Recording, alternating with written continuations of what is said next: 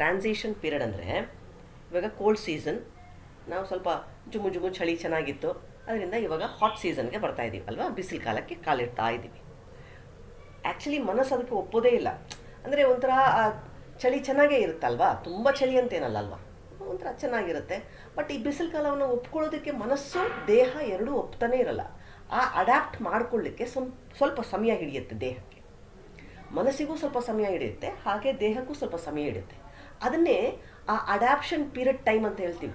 ಒಂದು 20-25 ದಿನ ಹಿಡಿಯುತ್ತೆ ಅದು ಅಡ್ಯಾಪ್ಟ್ ಮಾಡ್ಕೊಳ್ಳಿಕ್ಕೆ. ಅಂದರೆ ಈ ಹಾಟ್ ವೆದರ್ಗೆ ಏಕ್ದಮ್ ಇಷ್ಟನೇ ಆಗಲ್ಲ, ಬಟ್ ಆದರೂ ದಾರಿ ಇಲ್ಲ, ಅಡ್ಯಾಪ್ಟ್ ಮಾಡ್ಕೊಳ್ಳೇಬೇಕು. ಹಾಗಾಗಿ ಆ ಒಂದು ಪೀರಿಯಡ್ ಅಂತ ಏನಿರುತ್ತೆ, ಟ್ರಾನ್ಸಿಷನ್ ಪೀರಿಯಡ್ ಅಂತ ಏನಿರುತ್ತೆ, ಆ ಸಂದರ್ಭಗಳಲ್ಲೇ ನಮ್ಮ ಇಮ್ಯುನಿಟಿ ಲೆವೆಲ್ಸ್ ಕಡಿಮೆ ಇರೋದು, ಇಮ್ಯುನಿಟಿ ಲೋ ಇರುತ್ತೆ. ಆ ಸಂದರ್ಭದಲ್ಲಿ ನಾವೇನಾದರೂ ಪ್ರಯಾಣಗಳನ್ನು ಮಾಡ್ಕೊಂಡು ಬಂದರು, ಇವಾಗ ಅವ್ರು ಹೋಗಿ ಬಂದರು ನೋಡಿ ಶಾಂತಲಾ ಅವರು, ಹಾಗೆ ಎಲ್ಲೋ ಪ್ರಯಾಣ ಮಾಡ್ಕೊಂಡು ಬಂದರೂ ಸಹ, ಅಥವಾ ಮನೆಯಲ್ಲಿದ್ದುಕೊಂಡು ಸಹ ನಮ್ಮ anxiety levels, stress levels, emotional levels ಎಲ್ಲೋ ಏನೋ ಪ್ರಾಬ್ಲಮ್ ಆದರೂ ಸಹ ಅಲ್ಲಿ ನಮ್ಮ ಇಮ್ಯುನಿಟಿ ಲೆವೆಲ್ಸ್ ಲೋ ಆದಾಗ ನಮಗೆ ಆ ಸಂದರ್ಭದಲ್ಲೇ ಈ ಬ್ಯಾಕ್ಟೀರಿಯಲ್ ಇನ್ಫೆಕ್ಷನ್ಸ್ ಆಗಲಿ, ವೈರಲ್ ಇನ್ಫೆಕ್ಷನ್ಸ್ ಆಗಲಿ ನಮಗೆ ತೊಂದರೆ ಕೊಡೋದು ಈ ಪೀರಿಯಡ್ನಲ್ಲಿ ಅಷ್ಟೇ.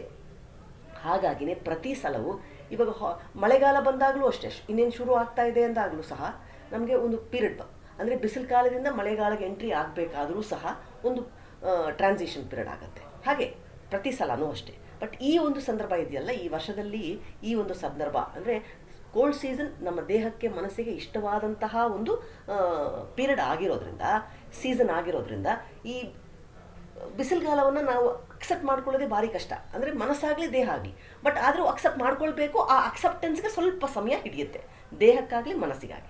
ಹಾಗಾಗಿನೇ ಆ ಸ್ವಲ್ಪ ಸಮಯ ಹಿಡಿತಾ ಇದೆಯಲ್ಲ, ಇನ್ನೂ ಅಡ್ಜಸ್ಟ್ ಮಾಡ್ಕೊಳ್ತಾ ಇದೆಯಲ್ಲ, ಆ ಸಂದರ್ಭದಲ್ಲಿ ಏನಾದರೂ ನಾವು ಮನಸ್ಸಿಗೆ ಗಾಯ ಮಾಡ್ಕೊಳ್ಳೋದಾಗಲಿ, ಅಥವಾ ಏನದು ಪ್ರಯಾಣ ಮಾಡುವಂಥದ್ದಾಗಲಿ, ಅಥವಾ ಕೆಲವು ಆಹಾರ ಪದ್ಧತಿಗಳು ಇರುತ್ತೆ. ಅಂದರೆ ಏನು ಹೊಸದಾಗಿ ಇವಾಗ ನೋಡಿ, ಈ ವಾಟರ್ಮೆಲನ್ಸ್ ಆಗಲಿ, ಗ್ರೀನ್ ದ್ರಾಕ್ಷಿಗಳಾಗಲಿ ಎಲ್ಲ ಮಾರ್ಕೆಟಿಗೆ ದೊಡ್ಡದಾಗಿ ಲಗ್ಗೆ ಇಡ್ತಾ ಇದೆ ಅಲ್ವಾ. ಆ ಸಂದರ್ಭದಲ್ಲಿ ಅಂದರೆ ಈ ಟ್ರಾನ್ಸಿಷನ್ ಪೀರಿಯಡ್ನಲ್ಲೇ ಅದನ್ನೇನಾದ್ರು ತೊಗೊಳಕ್ಕೆ ಹೋದರೂ ಸಹ ಇನ್ನೂ ನಾವು ಅಡ್ಯಾಪ್ಟ್ ಆಗ್ತಾ ಇದ್ದೀವಿ ಅಷ್ಟೇ ಈ ಹೊಸ ವಾತಾವರಣಕ್ಕೆ. ಈ ಸಂದರ್ಭದಲ್ಲಿ ಕಲ್ಲಂಗಡಿ ಹಣ್ಣು ತಿನ್ನೋದಾಗಲಿ ಅಥವಾ ದ್ರಾಕ್ಷಿಗಳು ತಿನ್ನೋದಾಗಲಿ ಸಹ ನಮ್ಮ ಇಮ್ಯುನಿಟಿ ಲೆವೆಲ್ಸ್ ಕಡಿಮೆ ಇರೋದ್ರಿಂದ ಅದು ಎತ್ತಾಕತ್ತೆ. ಅಂದರೆ ಏನು, ನನಗೆ ಇನ್ನೂ ಹೀಟ್ ಇದೆ ಆ್ಯಕ್ಚುಲಿ ಒಳಭಾಗದಲ್ಲಿ, ಬಟ್ ನಾನು ಆ ಕೋಲ್ಡ್ ಅಂದರೆ ಏನು, ಆ ಹಣ್ಣುಗಳು ಕೋಲ್ಡೇ ಆ್ಯಕ್ಚುಲಿ, ಅದನ್ನು ತಿಂದಾಗ ಏನಾಗುತ್ತೆ, ಒಂಥರ ಹೀಟ್ ಪ್ರೊಡ್ಯೂಸ್ ಆಗುತ್ತೆ, ಅದನ್ನು ಹೊರ ಹಾಕತ್ತೆ. ಆವಾಗ ವೈರಲ್ ಇನ್ಫೆಕ್ಷನ್ಸ್ ಆಗಿ ಒಂಥರ ದೇಹದಲ್ಲಿ ಫೀವರ್ಸ್ ಅಥವಾ ಕೋಲ್ಡು ಅಥವಾ ಏನು ಕಫ, ಕೆಮ್ಮು ಇಂಥದಕ್ಕೆಲ್ಲ ಕಾರಣ ಆಗಿಬಿಡುತ್ತೆ. ಕತ್ತಿನ ಇನ್ಫೆಕ್ಷನ್ ಬಂದಿದೆ ಅಂದ್ರೇ ವೈರಲ್ ಇನ್ಫೆಕ್ಷನ್ಸ್ ಆಗಿದೆ ಅಂತ. ಕತ್ತಿನಲ್ಲಿ ಒಂಥರ ಕರಕರ ವಾಯ್ಸ್ನಲ್ಲೇ ಚೇಂಜ್ ಆಗಿಬಿಟ್ಟಿರುತ್ತೆ ನೋಡಿ, ಅಲ್ಲೇ ಗೊತ್ತಾಗಿ ಇದು ವೈರಲ್ ಇನ್ಫೆಕ್ಷನ್ಸ್ ಅಂತಲೇ ಅರ್ಥ ಆಯಿತಾ. ಅಂದರೆ ವೈರಸಸ್ ಎಲ್ಲೋ ಹೊಸದಾಗಿ ಬಂತು, ಹೊಸದೇನೋ ಬರ್ತಾ ಇದೆ, ನಾನು ಅಲ್ಲಿ ಹೋದ್ರದಿಂದ ಸಿಕ್ತು, ಹಾಗೇನಿಲ್ಲ, ಎಲ್ಲಿದಿರೋ ಅದು ಬರುತ್ತೆ ಬೇಕಿದ್ರೆ. ಆದರೆ ನಿಮ್ಮ ಇಮ್ಯುನಿಟಿ ಆ ಸಂದರ್ಭದಲ್ಲಿ ವೀಕ್ ಆಗಿದ್ದರೆ ಅದು ಖಂಡಿತ ಅಟ್ಯಾಕ್ ಆಗುತ್ತೆ. ಸೊ ವೈರಸಸ್ಗೆ ನಾವು ಹುಡ್ಕೊಂಡು ಹೋಗಬೇಕಾಗಿಲ್ಲಮ್ಮ, ಎಲ್ಲ ಕಡೆನೂ ಇದೆ ಅದು ಆಯಿತಾ.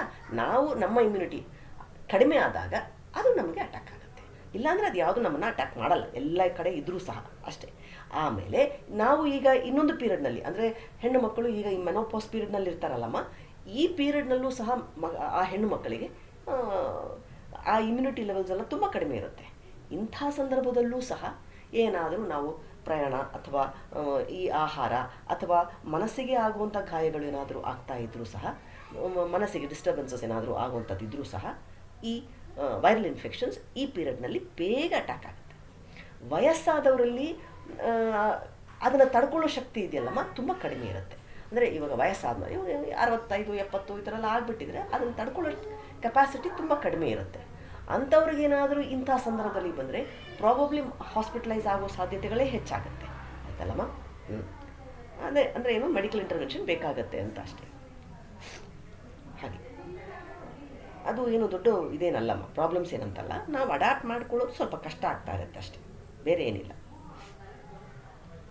ಅಂದರೆ ಓವರ್ ಹೀಟ್ ಆಗುತ್ತೆ ದೇಹದಲ್ಲಿ. ನೋಡಮ್ಮ, ಎಲ್ಲ ವೈರಸ್ಸು ನಲ್ಲೂ ಸಹ ವೈರಲ್ ಇನ್ಫೆಕ್ಷನ್ಸ್ ಆದಾಗಲೂ ಒಂದೇ ಥರ ಇರುತ್ತೆ ಅಂತಲ್ಲ.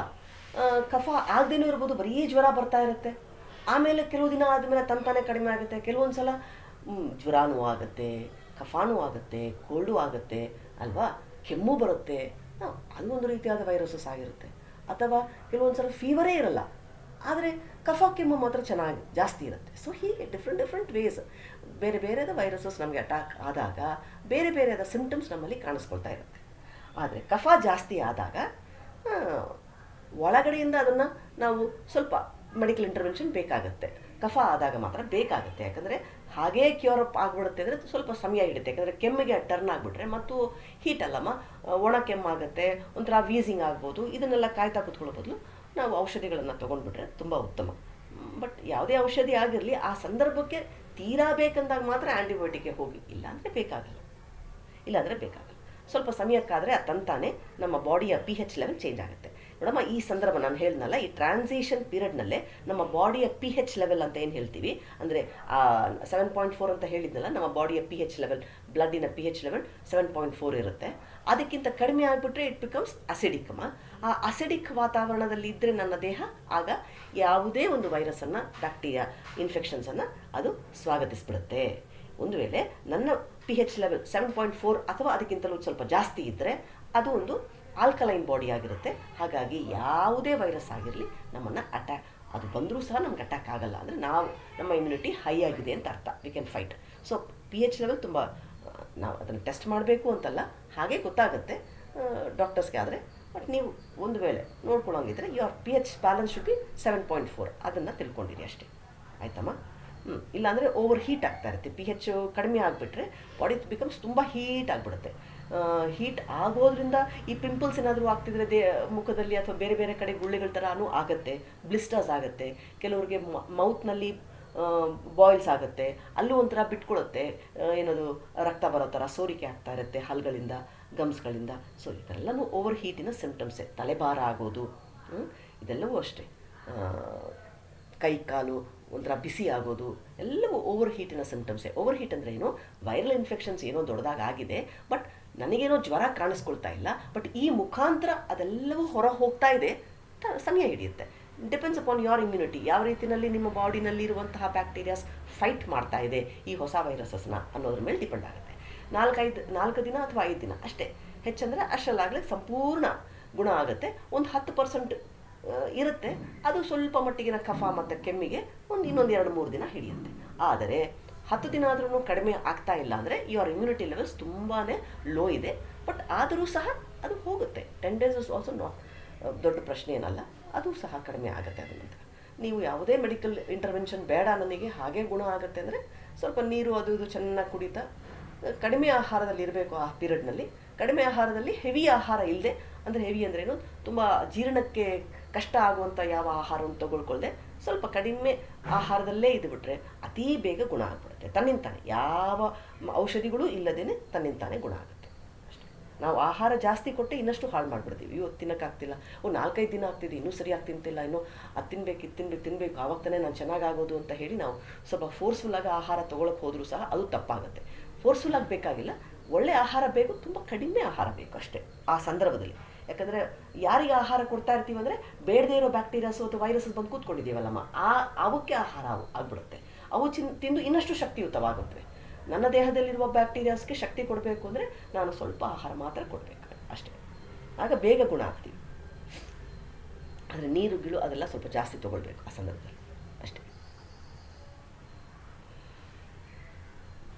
ಮತ್ತು ಇಲ್ಲಿ ಹೆಚ್ಚಿನವರು ಸಹ ಆರ್ಯವೈಶ್ಯಾಸೇ ಹೆಚ್ಚಿನ ಜನ ಇದ್ದಾರೆ. ಮತ್ತು ನಿಮ್ಮಲ್ಲಿ ಇನ್ನೊಂದೂ ಇದೆಮ್ಮ, ನಾನು ಇದನ್ನು ಹಿಂದೆ ಕರೋನಾ ವೈರಸ್ ಬಂದಾಗ ಸಹ ಇದನ್ನು ಡಾಕ್ಟರ್ಸ್ ಎಲ್ಲ ತುಂಬ ಟೆಸ್ಟ್ ಮಾಡ್ತಾಯಿದ್ರು. ಏನು ಇರಬಹುದು, ಇವರಿಗೆ ಹೆಚ್ಚಾಗಿ ಈ ವೈರಸಸ್ನ ಪ್ರಭಾವ ಏನಿದೆ ತುಂಬ ಜಾಸ್ತಿ ಆಗ್ತಿತ್ತು ಅಂತೆಲ್ಲ ಆಗ ತುಂಬ ಸ್ಟಡೀಸ್ ನಡೀತು. ಆಗ ಈ ರೆಸ್ಪಿರೇಟರಿ ಫೇಲಿಯರ್ಸ್ ಎಲ್ಲ ತುಂಬ ಪಾಪ ನಿಮ್ಮ ಆರ್ಯವೈಶ್ಯಾಸ್ನಲ್ಲೇ ಆಯಿತು. ಅದು ಯಾವುದೋ ಒಂದು ಜೆನೆಟಿಕ್ ಎನ್ಸೈಮ್ ಅಂತ ಇದೆಮ್ಮ. ಆ ಎನ್ಸೈಮು ಒಂದು ಅಬ್ನಾರ್ಮಾಲಿಟಿ ಈ ಒಂದು ಜನಾಂಗದಲ್ಲಿ ಕಾಣಿಸ್ಕೊಳ್ತಾ ಇದೆ.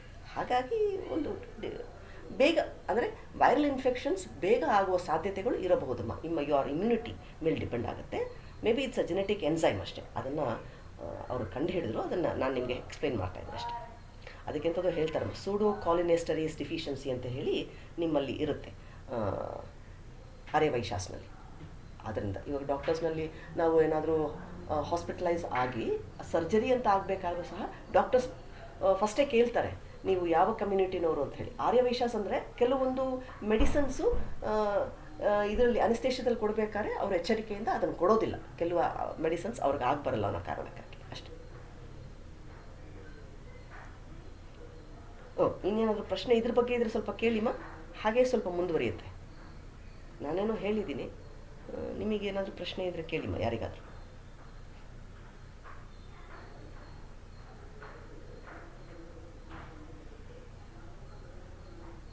ಕೇಳಿಮ್ಮ.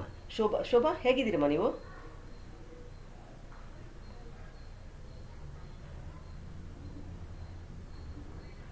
ಸುಷ್ಮಾ ಹೇಳಮ್ಮ. ಹಾಂ, ಅದನ್ನೇ ಇವಾಗ ಹೇಳ್ದಲ್ಲಮ್ಮ. ಇವಾಗ ಮನಸ್ಸು ತುಂಬ ಹೊರಳಾಡ್ತಾ ಇದೆ, ಏನೋ ಎಮೋಷನಲ್ ಡಿಸ್ಟರ್ಬೆನ್ಸಸ್ ಆಗ್ತಾ ಇದ್ರೂ ಸಹ ಇಮ್ಯುನಿಟಿ ಲೋ ಆಗುತ್ತೆ ಅಂದೆ. ಸೊ ನಾವು ಅಲ್ಲಿ ಕಂಟ್ರೋಲ್ ಮಾಡ್ಕೊಳ್ಬೇಕಾಗತ್ತಾ? ಅಂದರೆ ಒಂದು ಬ್ಯಾಲೆನ್ಸ್ನಲ್ಲಿ ಇಟ್ಕೊಳ್ಬೇಕು ಅಷ್ಟೇ. ಮನಸ್ಸನ್ನು ಶಕ್ತಿಯುತವಾಗಿ ಇಟ್ಕೊಳ್ಬೇಕು, ಪಾಸಿಟಿವ್ ಆಗಿರಬೇಕು. ಸೊ ಮೇಯ್ನ್ ಸೈಕಲಾಜಿಕಲಿ ನಮಗೆ ಬೇಗ ಎಫೆಕ್ಟ್ ಆಗೋದು ಸೈಕಲಾಜಿಕಲಿ. ಸೊ ಆ ಪಾಯಿಂಟ್ ಸರಿ. ಇನ್ನು ಆಹಾರದಲ್ಲಿ ತೊಗೊಳ್ಳೋಗಿ ಹಾಗಿದ್ರೆ ಆ ಸಂದರ್ಭಕ್ಕೆ ಏನು ಬೇಕೋ ಸೀಸನಲ್ ಫುಡ್ಸ್ ತೊಗೊಳ್ಬೇಕು, ಒಂದು ಲಿಮಿಟ್ನಲ್ಲಿ ತೊಗೊಳ್ತಾ ಇರಬೇಕು ಅಷ್ಟೇ. ಇನ್ನೇನಿಲ್ಲಮ್ಮ.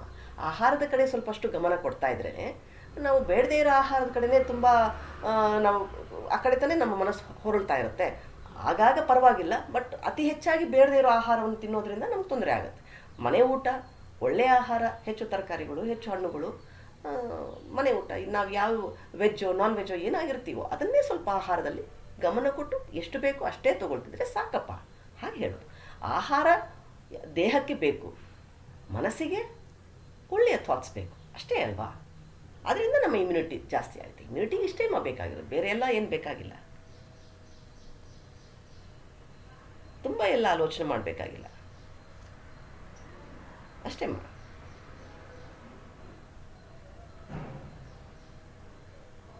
ಅತಿಯಾಗಿ ದೇಹಕ್ಕೆ ನಾವು ಶ್ರಮ ಕೊಟ್ಟು ಸ್ಟ್ರೈನ್ ಮಾಡಿಕೊಂಡ್ರೂ ಸಹ ತೊಂದರೆನೇ ಅಲ್ವಾ? ಅಂದರೆ ದೇಹ ತುಂಬ ಸ್ಟ್ರೈನ್ ಆಗ್ತಾ ಇದೆ, ಆದರೂ ಸಹ ನಾನು ಮಾಡ್ತಾನೆ ಇರ್ತೀನಿ. At A period of time, ನಾನು 15 ದಿನ 1 ತಿಂಗಳು ಹೀಗೇ ಆಗ್ತಾನೇ ಇದೆ ಅಂದರೆ ನನ್ನ ಇಮ್ಯುನಿಟಿನೂ ಲೋ ಆಗಿಬಿಡುತ್ತೆ. ಹಾಗೆ ಯಾವುದೇ ಜಾಸ್ತಿ ಆದರೂ ಒಳ್ಳೆಯದು ಅಷ್ಟೇ, ಯಾವುದೇ ಜಾಸ್ತಿ ಆದರೂ ಸಹ ಅದು ಪ್ರಾಬ್ಲಮ್ಮೇ. ಒಂದು ಬ್ಯಾಲೆನ್ಸ್ನಲ್ಲಿ ಇರಬೇಕು ಪ್ರತಿಯೊಂದೂ ಅಷ್ಟೇ. ಹಾಗಿದ್ದಾಗ ದೇಹ ಆಗಲಿ ಮನಸ್ಸಾಗಲಿ ಸದೃಢವಾಗಿ ಇರುತ್ತೆ. ಆಗ ಈ ಥರದ ಇನ್ಫೆಕ್ಷನ್ಸ್ ಆಗಲಿ ಮತ್ತೊಂದಾಗಲಿ ಅಷ್ಟಾಗಿ ಕಾಡೋಲ್ಲ. ಇನ್ನು ಮಕ್ಕಳಲ್ಲಿ ಇನ್ಫೆಕ್ಷನ್ಸ್ ಸ್ವಲ್ಪ ಬೇಗ ಕಾಡುತ್ತೆ, ಯಾಕಂದರೆ ಅವರಲ್ಲಿ ಇನ್ನೂ ಇಮ್ಯುನಿಟಿ ಲೆವೆಲ್ಸ್ ಬೆಳೀತಾ ಇರುತ್ತೆ. ಹಾಗಾಗಿ ಮಕ್ಕಳಲ್ಲಿ ಸ್ವಲ್ಪ ಬೇಗ ಗಮನ ಹರಿಸ್ಬೇಕು ನಾವು. ಅವರಿಗೆ ಬೇಗ ಬೇಗ ಇನ್ಫೆಕ್ಷನ್ಸ್ ಆಗ್ತಾ ಇರುತ್ತೆ. ಯಾಕಂದರೆ ಈಗಿನ ಮಕ್ಕಳೆಲ್ಲಮ್ಮ ಜಾಸ್ತಿ ಆಟಾಡೋದಿಲ್ಲ, ನಾವು ಆಟಾಡೋಕ್ಕೂ ಬಿಡ್ತಾ ಇಲ್ಲ. ಹೆಚ್ಚು ಸ್ಟ್ರೆಸ್ಸು ಎಕ್ಸಾಮಿನೇಷನ್ ಪೀರಿಯಡ್ನಲ್ಲಾದರೆ ಮಕ್ಕಳಿಗೆ ಎಂಥವ್ರಿಗೂ ಆಗಲಿ ನೋಡಿ, ಬೇಗ ಬೇಗ ಜ್ವರಗಳು ಅದು ಇದು ಬರ್ತಾ ಇರುತ್ತೆ. ಯಾಕಂದರೆ ಪಾಪ ಅವರ ಇಮ್ಯುನಿಟಿ ಅಲ್ಲಿ ಕಡಿಮೆ ಆಗ್ತಾ ಇದೆ ಅಂತ ಅರ್ಥ. ಅಂದರೆ ಏನು, ಸ್ಟ್ರೆಸ್ ಆಗ್ತಾ ಇದೆ ಅವರಿಗೆ. ಓದಿನ ಕಡೆ ಗಮನ ಕೊಡಬೇಕು, ಹೆಚ್ಚಿನ ತಿಂಗಳಂಗಟ್ಟಲೆ ಓದಬೇಕಾಗ್ತಾ ಇದೆ ಮಕ್ಕಳೆಲ್ಲ. ಇವಾಗ ಎಕ್ಸಾಮಿನೇಷನ್ ಅಂದರೆ ತಿಂಗಳಂಗಟ್ಟಲೆ ಓದೋದು ಇವಾಗೆಲ್ಲ. ಹಾಗಾಗಿ ಏನಾಗುತ್ತೆ, ಮಕ್ಕಳಿಗೆ ಸ್ಟ್ರೆಸ್ ಜಾಸ್ತಿ ಆಗುತ್ತೆ. ಒಂಥರ ಫೀವರ್ಸು, ಕೆಮ್ಮು, ಕಫ. ಅವ್ರಿಗೆ ಇಷ್ಟ ಇರಲ್ಲ. ನೋಡಮ್ಮ, ಇಷ್ಟಪಟ್ಟು ನಾವು ಆ ಕೆಲಸ ಮಾಡ್ತಿದ್ರೆ ಅದು ಸ್ಟ್ರೆಸ್ ಆಗಲ್ಲ. ನಮಗೆ ಇಷ್ಟ ಇಲ್ಲದೆ ಆ ಕೆಲಸ ಮಾಡ್ತೀವಲ್ಲ, ಆಗಲೇ ಅದು ಸ್ಟ್ರೆಸ್ ಆಗೋದು. ಆ ಸ್ಟ್ರೆಸ್ ಆಗಿದ್ರೆ ಯಾರಿಗೆ ಮತ್ತೊಂದರೆ ಮನಸ್ಸಿಗೂ ಬಾಧೆ. ಆ ಮನಸ್ಸಿನ ಬಾಧೆ ಎಲ್ಲಿಗೆ ಹೋಗಿ ರೀಚ್ ಆಗುತ್ತೆ, ದೇಹದ ಮೇಲೆ ತೋರಿಸ್ಕೊಳುತ್ತೆ. ಆವಾಗ ದೇಹದಲ್ಲಿ ಏನೋ ಕಫ, ಕೆಮ್ಮು, ಜ್ವರ ಕಾಣಿಸ್ಕೊಳ್ತಾ ಇರುತ್ತೆ. ಬೇಕಾದ್ರೆ ನೋಡಿ, ಜ್ವರ ಇದು ಏನದು ಎಕ್ಸಾಮ್ಸ್ ಎಲ್ಲ ಆಗಿಬಿಡಲಿ, ಮಕ್ಕಳು ತುಂಬ ಆರಾಮಿರ್ತಾರೆ. ರಜೆಗಳಲ್ಲಂತೂ ಅವ್ರಿಗೆ ಯಾವುದೂ ಬಂದಿರಲ್ಲ, ಎಲ್ಲೆಲ್ಲೋ ಕರ್ಕೊಂಡು ಹೋಗ್ತಾರೆ, ಏನೇನೋ ದುಮುಕ್ಬಿಟ್ಟು ಬರ್ತಾರೆ ಮಕ್ಕಳನ್ನ. ಟೂರು ಗೀರೆಲ್ಲ ಹೋಗಿ ಚೆನ್ನಾಗಿರ್ತಾರೆ. ಅವ್ರಿಗೆ ಸ್ಟ್ರೆಸ್ ಆಗಲ್ಲ. ಅವಾಗ ಇಷ್ಟಪಟ್ಟು ಏನು ಕೆಲಸ ಮಾಡಿದ್ರು ಸ್ಟ್ರೆಸ್ ಇಲ್ಲಮ್ಮ ಅಷ್ಟೇ. ಬೇರೆ ಯಾವುದೋ ದೇಶದಿಂದ ನಾವು ಇಲ್ಲಿಗೆ ಬಂದಿರ್ತೀವಿ, ಇವಾಗ ಅಮೇರಿಕಾದಿಂದ ಪ್ರಯಾಣ ಮಾಡಿ ಬಂದ್ವಿ, ಅಲ್ಲಿನ ವಾತಾವರಣ ಏನೋ ಥಂಡಿ ವಾತಾವರಣ ಅಥವಾ ಐಸ್ ವಾತಾವರಣ ಏನೋ ಇರುತ್ತೆ. ಅಲ್ಲಿಂದ ಇಲ್ಲಿಗೆ ಬಂದ್ವಿ, ಇಲ್ಲಿನ ಬಿಸಿ ವಾತಾವರಣಕ್ಕೆ ತಕ್ಷಣಕ್ಕೆ ಅದು ಅಡ್ಯಾಪ್ಟ್ ಮಾಡ್ಕೊಳ್ಬೇಕಲ್ಲಮ್ಮ ಆ ದೇಹ. ಆಗಲೂ ಸಹ ಅಂಥವರಿಗೆ ಬೇಗನೆ ಇನ್ಫೆಕ್ಷನ್ಸ್ ಆಗೋ ಸಾಧ್ಯತೆಗಳು ಹೆಚ್ಚಿರುತ್ತೆ. ಅಂದರೆ ವೈರಲ್ ಇನ್ಫೆಕ್ಷನ್ಸ್ ಅಂಥವರು ಸಹ ಬೇಗ ಫೀವರ್ಸು, ಈ ಥರ ಕೋಲ್ಡು, ಕಫ, ಕೆಮ್ಮು ಅನ್ನೋ ರೀತಿಯಲ್ಲಿ ಬೇಗ ಅಟ್ಯಾಕ್ ಆಗುತ್ತೆ. ಒಂದು ದೇಶದಿಂದ ಇನ್ನೊಂದು ದೇಶಕ್ಕೆ ಆಗುತ್ತಲ್ಲಮ್ಮ, ಯಾಕಂದರೆ ಅಲ್ಲಿನ ವಾತಾವರಣಕ್ಕೂ ಇಲ್ಲಿನ ವಾತಾವರಣಕ್ಕೂ ಚೇಂಜಸ್ ಇರೋದ್ರಿಂದ ಅಡ್ಯಾಪ್ಟ್ ಮಾಡ್ಕೊಳ್ಳೋಕ್ಕೆ ಕಷ್ಟ ಆಗುತ್ತೆ. ಆ ದೇಹಕ್ಕಾಗಲಿ ಮನಸ್ಸಿಗಾಗಲಿ ಎರಡೂ ಅಷ್ಟೇ. ಮತ್ತೇನಮ್ಮ, ಇನ್ನೇನಾದರೂ ಪ್ರಶ್ನೆ ಇತ್ತಮ್ಮ? ಏನಿಲ್ಲ, ಇದು ಸಿಂಪಲಾಗಿ ಅಷ್ಟೇ ನಾನು ಹೇಳಿದ್ದು.